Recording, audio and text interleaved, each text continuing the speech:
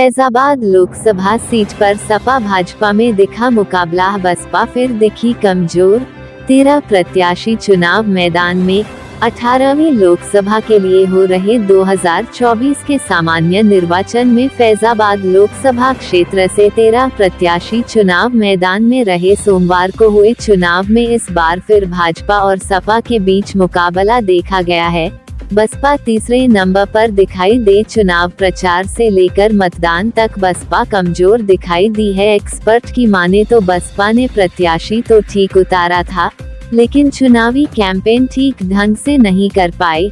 भाजपा प्रत्याशी लालू सिंह और इंडिया गठबंधन के लोकसभा प्रत्याशी मिल्कीपुर के सपा विधायक अवधेश प्रसाद के बीच काला मुकाबला देखने को मिला। दोनों प्रत्याशियों में अपनी पूरी ताकत छोड़ दी थी। भाजपा प्रत्याशी लालू सिंह के लिए पीएम मोदी ने अयोध्या में रोड शो किया। सीएम योगी भी चुनावी जनसभा में नजर आए, जबकि बसपा प्रत्याशी के समर्थन में कोई केंद्रीय नेतृत्व चुनावी कैंपेन में नजर नहीं आया। पूरे लोकसभा क्षेत्र में भाजपा और सपा प्रत्याशी के मुकाबले में कहीं भी बसपा प्रत्याशी लड़ते नहीं दिखे।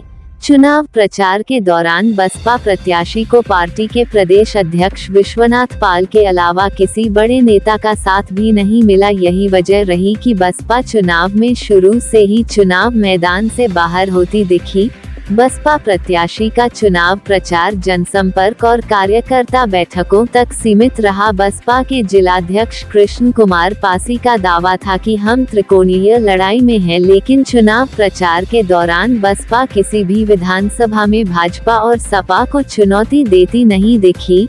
बसपा के कार्यकर्ताओं को उम्मीद थी कि बसपा सुप्रीमो मायावती की जनसभा होगी तो माहौल पार्टी के पक्ष में बन सकता है, लेकिन 17 मई को प्रस्तावित पूर्व मुख्यमंत्री मायावती की जनसभा भी अचानक स्थगित हो गई।